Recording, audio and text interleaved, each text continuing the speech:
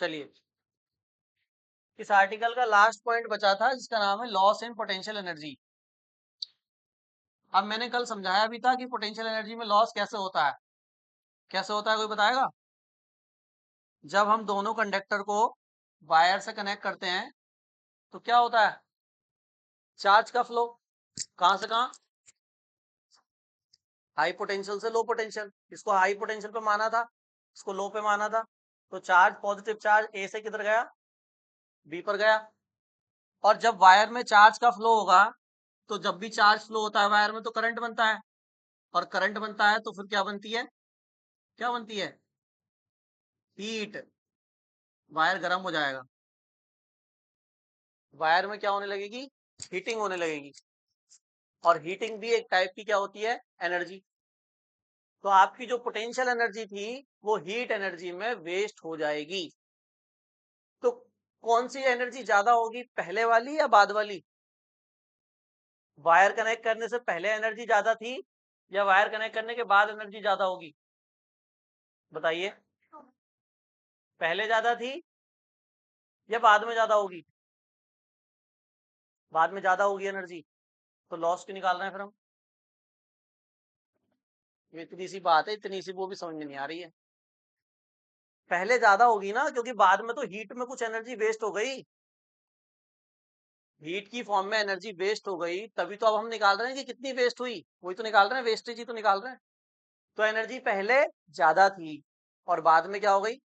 तो अगर मुझे निकालना है कि कितनी वेस्ट हुई है तो कौन सी एनर्जी से कौन सी एनर्जी घटाऊं? बाद वाली से पहले वाली या पहले वाली से बाद वाली? ज्यादा में से कम घटाते हैं। तो ज्यादा कौन सी थी? पहले वाली। और कम कौन सी है? तो you before minus you after. यही तो करना पड़ेगा। अब मैं पहले यू बिफोर की वैल्यू निकाल लेता हूँ, फिर यू आफ्टर की वैल्यू निकाल लूंगा, और फिर दोनों को पुट करके थोड़ी बहुत सिंपल कैलकुलेशन जो भी बनेगी उसको सॉल्व करके आंसर आ जाएगा। सही है? करें? समझ में आ गया? चलिए, तो हम पहले यू बिफोर निकाल रहे हैं। बताइए, पहले मैं यहाँ लिख देता हूँ बिफोर। अच्छा, बिफोर के लिए आपको बिफोर वाला डायग्राम याद है या मुझे ऊपर से लेके नीचे आना पड़ेगा उसको लेके? याद है ना? चार्ज कितने कितने थे याद है? पोटेंशियल कितने कितने थे याद है? चलिए, याद है तो बहुत बढ़िया। अगर आपको याद है तो बताइए, पहले जो ए कंडक्टर था उसकी पोटेंशियल एनर्जी कितनी थी पहले? उसको मैं U1 कहूंगा। कितनी थी?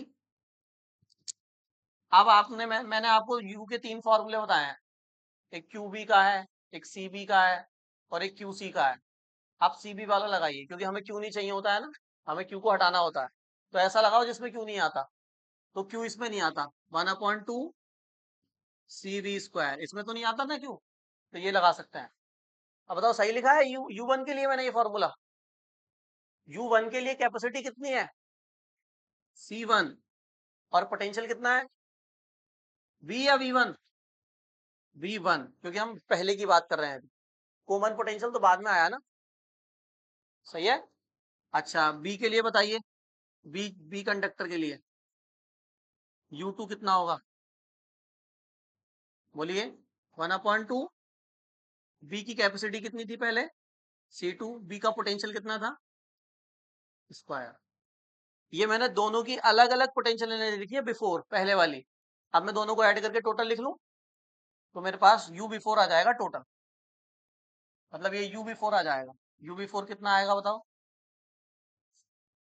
यू बिफोर, इसको और इसको क्या करना पड़ेगा?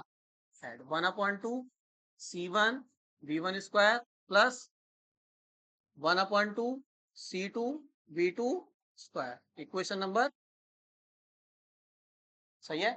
ये तो मैंने यू बिफोर एनर्जी निकाल दी आपकी। टोटल टोटल पहले इतनी एनर्जी थी।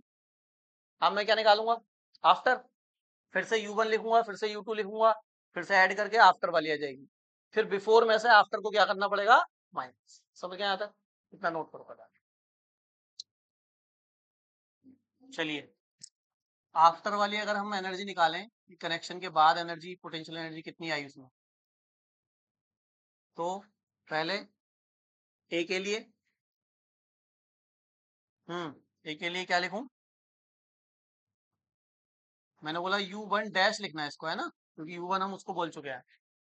तो क्या फॉर्मूला होता है 1/2, C1 तो C1 ही रहेगा, ये तो कांस्टेंट रहता है, लेकिन पोटेंशियल अब कितना हो चुका है V, बस V ही तो है, अब V1 नहीं होगा, बस इतना फर्क आएगा।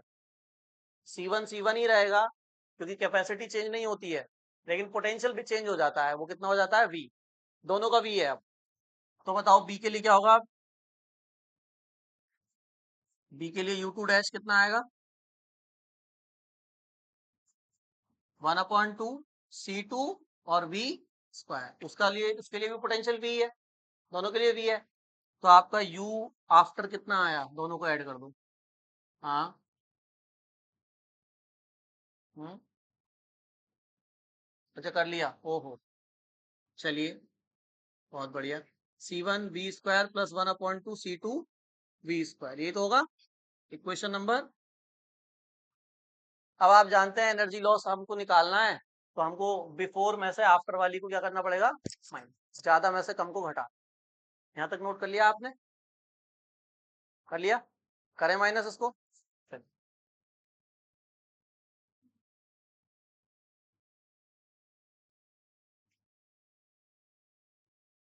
चलिए अब मुझे निकालना है एनर्जी लॉस, एनर्जी लॉस। तो एनर्जी लॉस के लिए मैंने आपको बताया कि आपको पहले बिफोर वाली एनर्जी लिखनी है क्योंकि वो ज्यादा थी, माइनस फिर आपको आफ्टर वाली एनर्जी लिखनी है क्योंकि वो कम थी, लॉस हो गया। चलिए लिखवाइए, यू बिफोर कितना था, ये था क्या 1/2। मैं एक काम करूं, यहां से 1/2 कॉमन ले लूं, कॉमन ले लूं, तो मुझे दोबारा दोबारा नहीं लिखना पड़ेगा, ब्रैकेट में लिखवा दो इसको, क्या है C1 V1² plus C2 V2, ये मैंने U बिफोर लिख दिया, ठीक है। चलिए U आफ्टर लिखवाइए, यहां से भी 1/2 कॉमन लेके लिख लें, है ना। तो 1/2 ब्रैकेट में बताइए C1 V² plus C2 V², यही होगा, सही है यहां तक। और क्या कर सकते हैं, क्या कर सकते हैं बताओ, यहां पर V² दोनों जगह है, तो V² को भी तो कॉमन लेके बाहर लिख सकता हूं, है ना। यहाँ तो अलग अलग है लेकिन यहाँ तो सेम है, V²। तो मैं क्या कर रहा हूँ देखो, 1/2 C1 V1² plus C2 V2², इसको तो ऐसे लिखा रहने दिया, माइनस 1/2, अंदर क्या बचेगा C1 प्लस C2, और जो B² है उसको मैंने यहाँ लिख दिया बाहर कॉमन लेके, सही है। मुझे बताओ V क्या होता है, कॉमन पोटेंशियल, और इसका फॉर्मूला तो हम कल ड्राइव कर चुके थे, याद है किसी को बिना देखे, V का फॉर्मूला बताओ क्या था बिना देखे,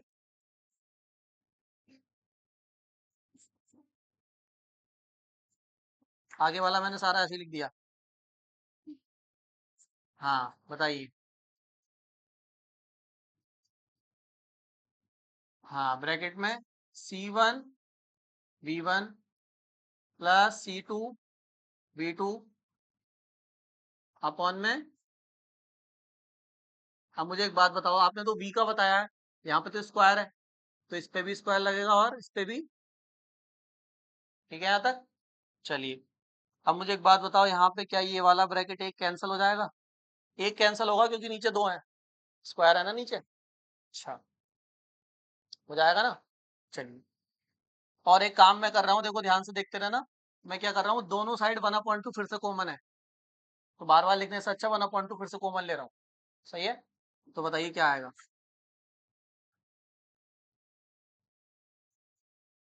1/2 मैंने फिर से कॉमन ले लिया, अब मैं बड़ा ब्रैकेट लगा देता हूँ, यहाँ क्या बचा C1 V1² प्लस ब्रैकेट बंद, यहाँ से 1/2 तो बाहर है, यहाँ क्या बचा ऊपर, प्लस C2 V2 का क्या है, और डिवाइड में क्या है इसके, एक तो बचा ना, एक तो बचा, एक ही तो ब्रैकेट कैंसिल हुआ है। क्या कर सकते हैं, इस पूरे के नीचे 1 मान के एलसीएम वही क्रॉस मल्टीप्लाई जैसे करते हैं हम, वही तो होगा। तो नीचे नीचे की होगी, फिर इसकी इससे होगी, फिर इसकी इससे होगी। करें? चलो बताओ।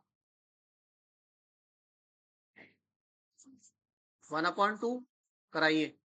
नीचे क्या आ जाएगा? C1 + C2,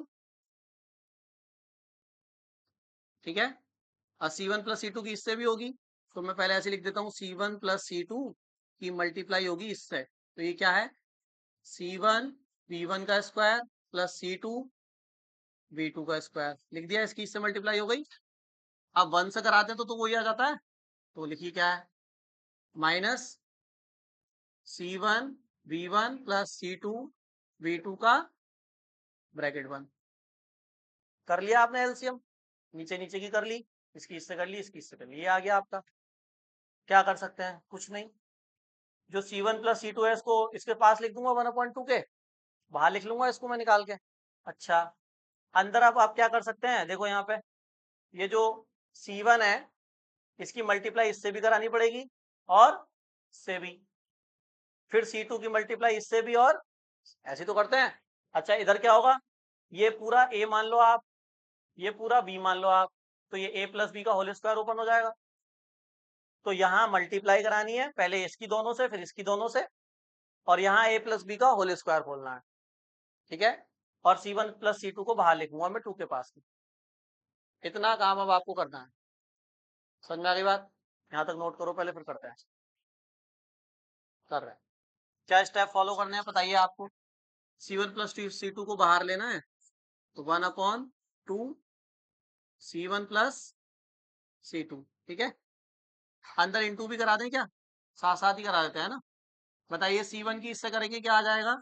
C1 square V1 square, फिर C1 की इससे करेंगे क्या आएगा?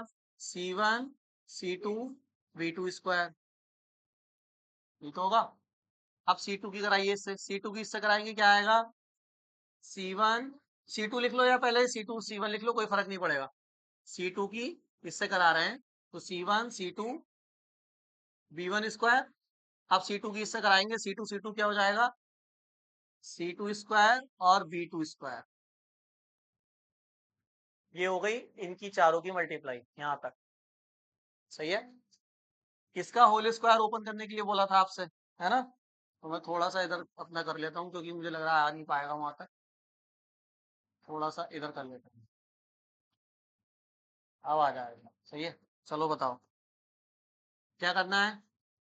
माइनस, अलग कलर से लिख लें उसको, होल स्क्वायर को दिखाएगा क्या अलग होल स्क्वायर है। तो बताइए, A स्क्वायर मतलब C1 स्क्वायर, और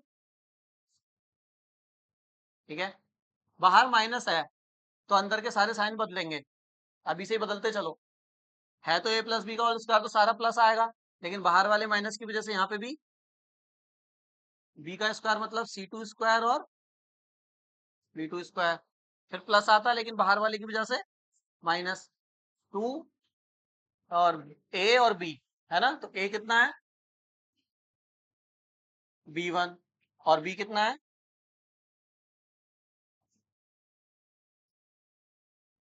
जो पिंक से लिखा है मैंने वो होल स्क्वायर ओपन किया है, और जो ग्रीन वाला है वो मल्टीप्लाई है, सही है यहां तक।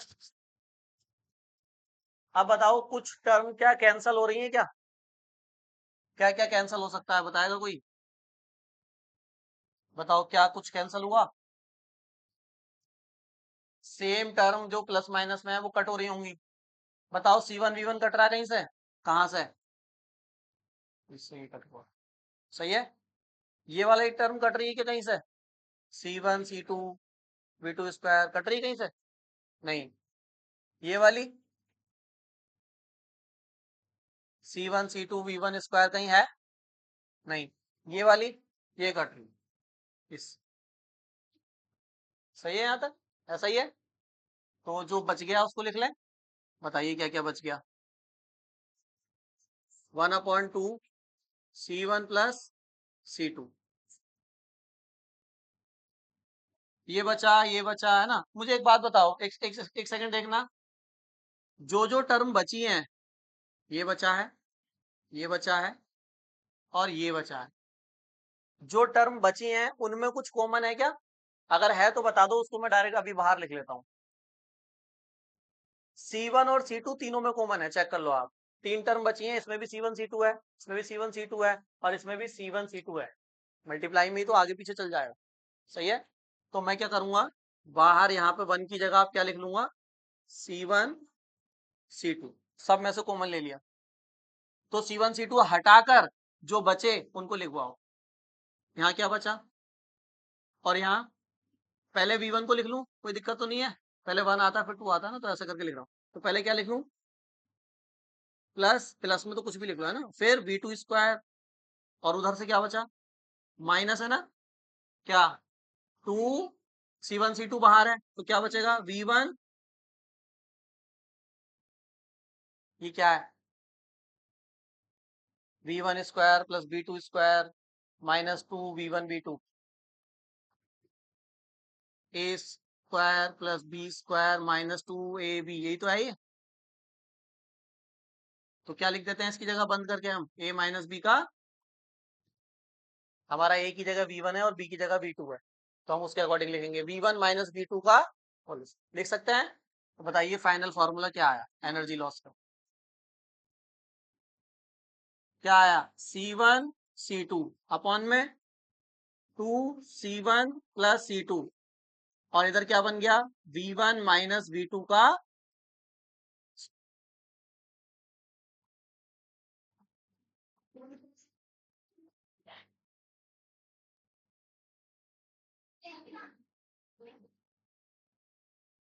नोट करो। हाँ, अब बताओ,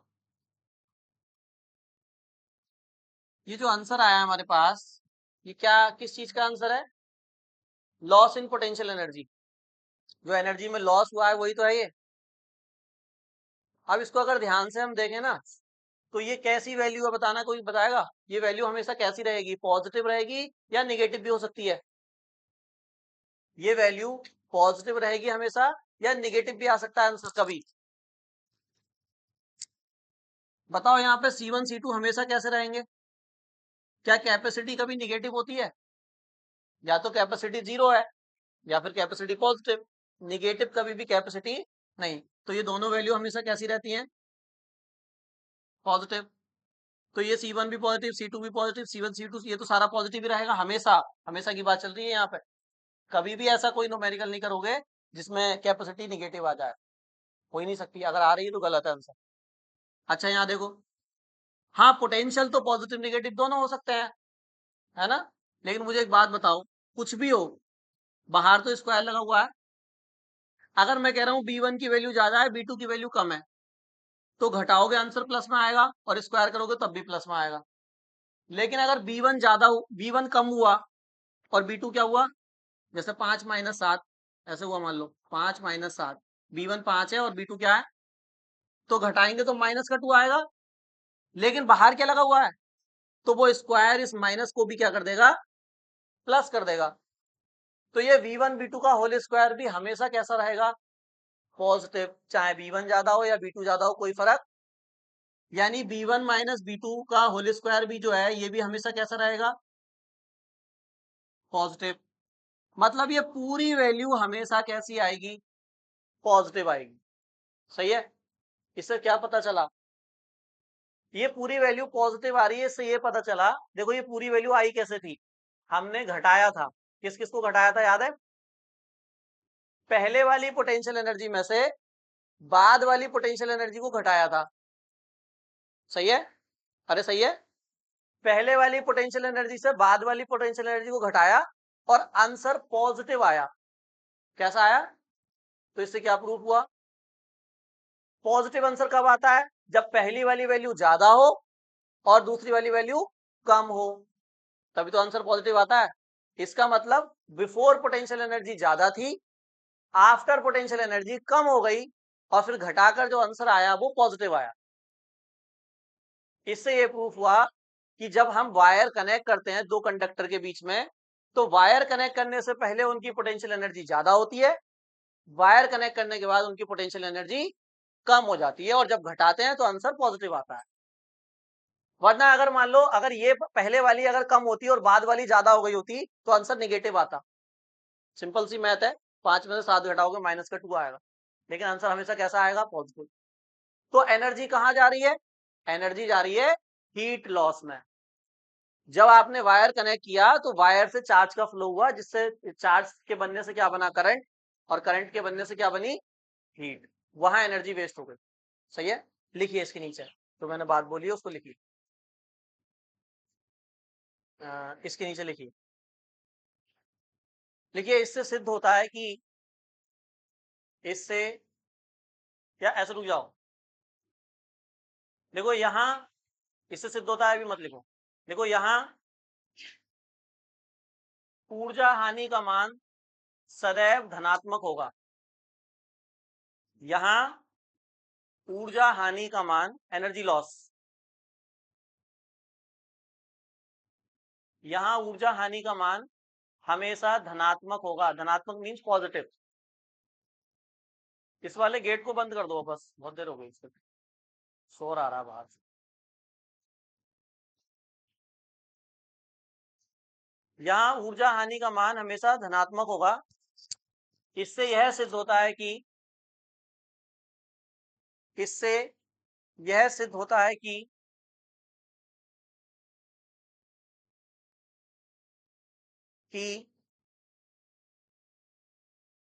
दोनों चालकों को तार से जोड़ने पर,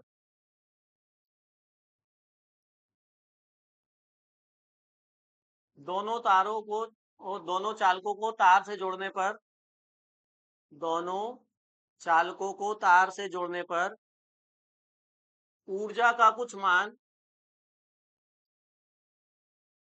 ऊर्जा का कुछ मान ऊष्मा के रूप में खर्च हो जाता है।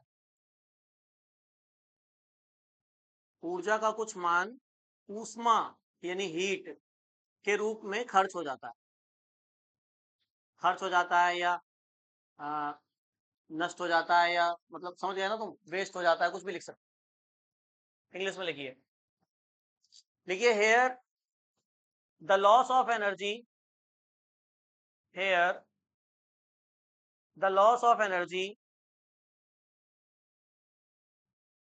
The loss of energy is always be positive. हमेशा पॉजिटिव रहने वाली है ये। Here the loss of energy is always be positive.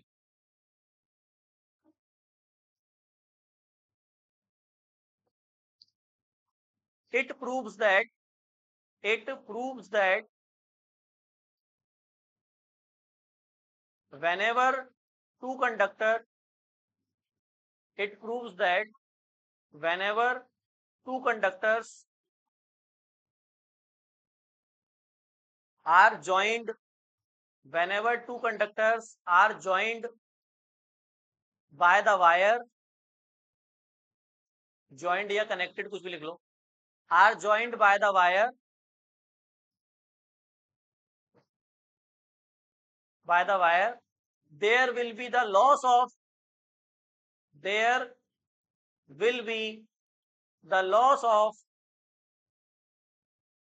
potential energy,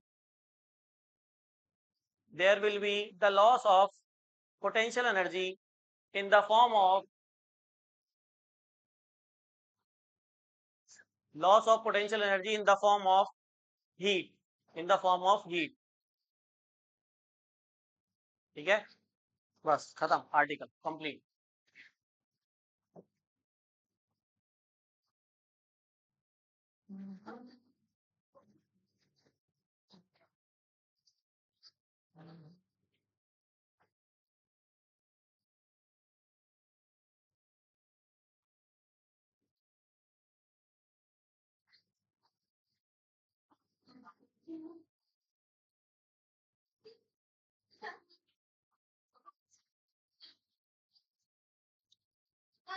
तो ये आर्टिकल समझ आ गया ना, सुन लो, बहुत आसान सा आर्टिकल है। एक बार पूरा सर, एक बार रिवाइज करा देता हूँ पूरा कि क्या हुआ, 2 दिन में कंप्लीट हुआ है। करा क्या था हमने, 2 कंडक्टर लिए थे, दोनों को चार्ज दिया था अलग अलग, एक पे Q1 चार्ज, एक पे Q2 चार्ज।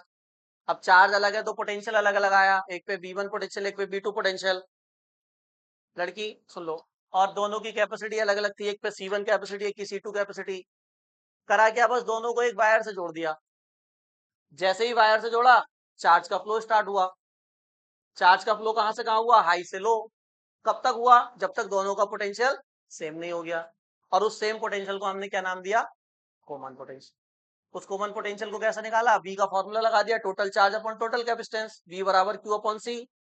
टोटल चार्ज लिख दिया, टोटल कैपेसिटेंस लिख दिया, यहाँ Q1 Q2 की वैल्यू पुट कर दी उसी फॉर्मूले से, ये आया कॉमन पोटेंशियल। सही है। फिर हमने क्या करा, हमने ये निकाला कि कितना चार्ज ट्रांसफर हुआ कनेक्ट करने के बाद। तो फिर वो हमने क्या किया, Q1 जो पहले था, Q1 डैश जो बाद में आया, उनको क्या कर दिया, माइनस। तो माइनस किया, फिर यहाँ पे कॉमन पोटेंशियल की वैल्यू रख दी, फिर इसको कैलकुलेट किया, देखो तो यहाँ पे हमारा चार्ज ट्रांसफर आ गया। फिर हमने कहा जब चार्ज ट्रांसफर होगा तो वायर हीट होगा, और हीट होगा तो एनर्जी लॉस होगी। पहले एनर्जी ज्यादा थी, बाद में कम हो जाएगी। तो कितना एनर्जी लॉस आया, you before minus you after कर दिया, और यू बिफोर यू आफ्टर करके आपने ये निकाला, पूरा आर्टिकल कंप्लीट हो गया हमारा। ये आया फॉर्मूला। ये थोड़ा, ये वाली कैलकुलेशन थोड़ी ज्यादा बढ़िया है ना। ये आ गया हमारा एनर्जी लॉस का फॉर्मूला। इससे प्रूफ हो गया, क्योंकि ये वैल्यू हमेशा पॉजिटिव रहेगी, इससे ये प्रूफ हो गया कि हमेशा एनर्जी का लॉस होगा ही होगा। जब भी दो कंडक्टर कनेक्ट करोगे, चाहे कितने भी थिन वायर से करो, कितना भी कम मतलब अच्छे वायर लो, वायर में करंट फ्लो होता है तो हीट प्रोड्यूस होती ही होती है, चाहे कितना भी अच्छा अच्छे मटेरियल का वायर ले लो, कितने भी अच्छे मटेरियल का वायर लो। बस ये है, ज्यादा अच्छे मटेरियल का लोगे तो कम हीट प्रोड्यूस होगी, कम एनर्जी लॉस होगा। और खराब ले लोगे तो ज्यादा हीट बनेगी, तो ज्यादा एनर्जी लॉस होगा। बस इतना फर्क पड़ेगा, होगा जरूर। बात समझ में आ गई। चलिए नेक्स्ट टॉपिक हमारा नया लिखिए।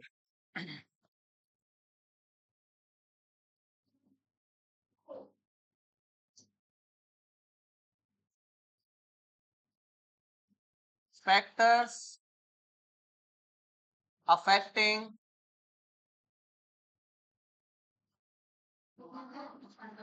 कैपेसिटेंस। Factors affecting capacitance.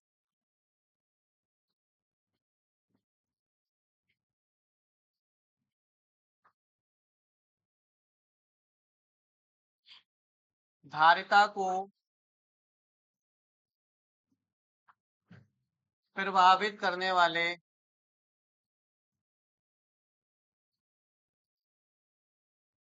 कारक। लिखिए नेक्स्ट। अब हम ये पूछना चाह रहे हैं आपसे कि जो कैपेसिटी होती है किसी भी कंडक्टर की, चार्ज को स्टोर करने की कैपेसिटी को ही तो धारिता कहते हैं, कैपेसिटेंस। वो किस किस पर डिपेंड करता है, वो कब बढ़ा जाएगा, कब बढ़ जाएगा, कब घट जाएगा, किन किन चीजों को बढ़ाने से बढ़ जाता है, किन किन चीजों को घटाने से घट जाता है, वही फैक्टर्स लिखने हैं आपको। यानी कैपेसिटी किस किस चीज पर डिपेंड करती है, वो आपको बताना। बताइए सबसे पहली बात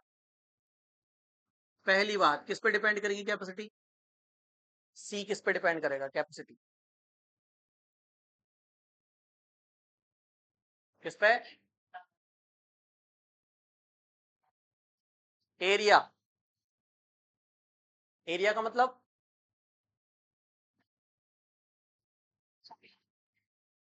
हमने स्फेरिकल कंडक्टर पढ़ा है अभी, तो वहां पे एरिया का क्या मतलब है, हमने स्फेरिकल कंडक्टर पढ़ा है जिसकी रेडियस ए थी। तो इसके लिए अगर मैं पूछूं कैपेसिटी किस पे डिपेंड करेगी, तो क्या बताओगे, ए पे। ए बढ़ेगा तो एरिया भी बढ़ेगा, ऑटोमेटिक सी बात है। रेडियस बढ़ेगी तो एरिया, वॉल्यूम, सब कुछ बढ़ेगा। तो यहाँ पे पहला फैक्टर तो ये आया, क्योंकि हमने अभी स्फेरिकली पढ़ा है ना, इसलिए जब हम पैरेलल प्लेट पढ़ाएंगे तो वहां आप कहना कि एरिया पे, क्योंकि प्लेट का एरिया होता है। तो इस अभी के केस में तो कैपेसिटी किस पे डिपेंड करेगी, रेडियस पे। पहला फैक्टर तो यही है, रेडियस को बढ़ाइए आप तो कंडक्टर बढ़ेगा, कंडक्टर बढ़ेगा तो उसका सरफेस एरिया बढ़ेगा, सरफेस एरिया बढ़ेगा तो जगह बढ़ेगी, जगह बढ़ेगी तो ज्यादा चार्ज स्टोर होगा, ज्यादा चार्ज स्टोर होगा तो कैपेसिटी बढ़ जाएगी। सही है। दूसरा फैक्टर क्या था कैपेसिटी बढ़ाने का? जगह बदल दें, कैसे?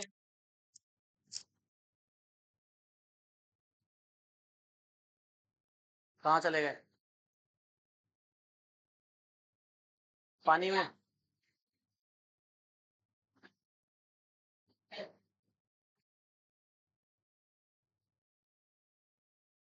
गर्म कर दो, बंद कर दो। किससे बंद कर दो?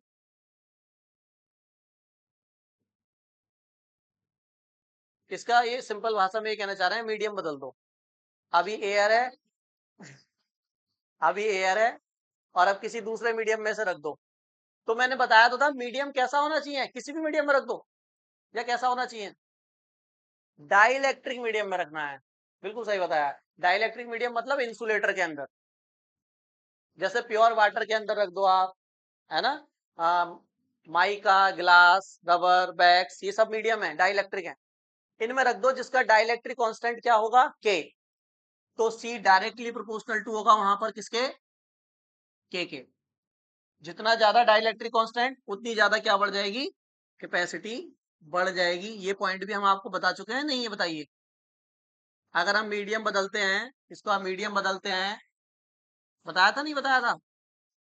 तो जैसे मैंने अगर के डाइलेक्ट्रिक के मीडियम में इसको रख दिया, तो इसकी कैपेसिटी अगर के की वैल्यू 2 है तो डबल हो जाएगी, और 3 है तो ट्रिपल हो जाएगी। लेकिन मैंने अभी इसका रीजन नहीं बताया है कि ऐसा क्यों होता है। पहला वाला पॉइंट तो आपको समझ में आता है कि रेडियस बढ़ेगी तो साइज बढ़ेगा, तो एरिया ज्यादा बढ़ेगा तो चार्ज ज्यादा आएगा। लेकिन इसका मतलब नहीं पता आपको अभी। इसका मतलब मैं अभी बताऊंगा, अभी नहीं, आगे बताऊंगा।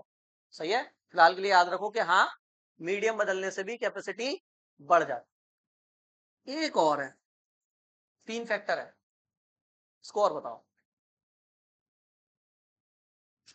बताइए। एक एक फैक्टर और है,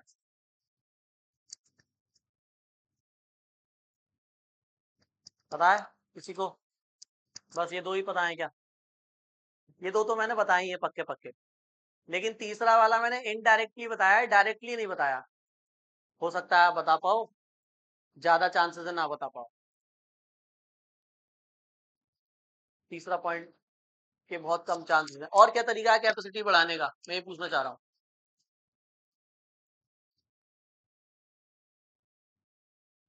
बताइए।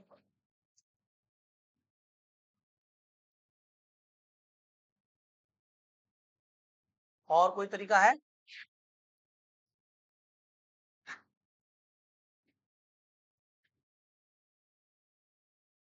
साइज हो गया, डाइलेक्ट्रिक मटेरियल हो गया, और क्या कर सकते हैं? एक तरीका और है, देखो।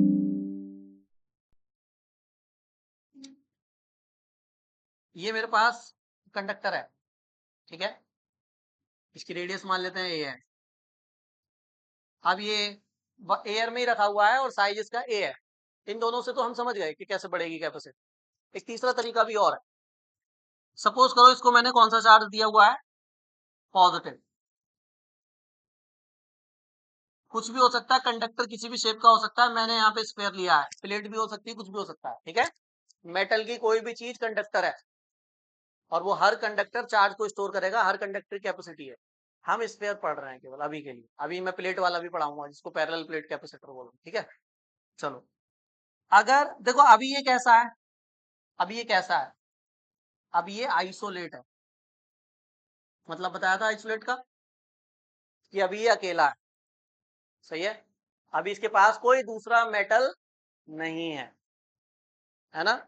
आइसोलेट का मतलब जिसके आसपास कोई ना हो, अकेला एकदम, ठीक। हिंदी में बिलगित बोलते हैं इसको। इसी का तो लिए तो फॉर्मूला ड्राइव कराया था, बिलगित गोलीय चालक की धारिता। आइसोलेटेड स्फेरिकल कंडक्टर की कैपेसिटी का फॉर्मूला C = 4πε0 के ए आया था, ये तो था।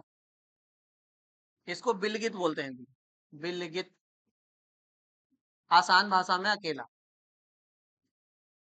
एलोन, ठीक है। चलो, कहने का मतलब ये है कि अगर ये आइसोलेट है, पंडित जी समझ रहे हो, अगर ये आइसोलेट है तो ठीक है, कुछ कैपेसिटी होगी। लेकिन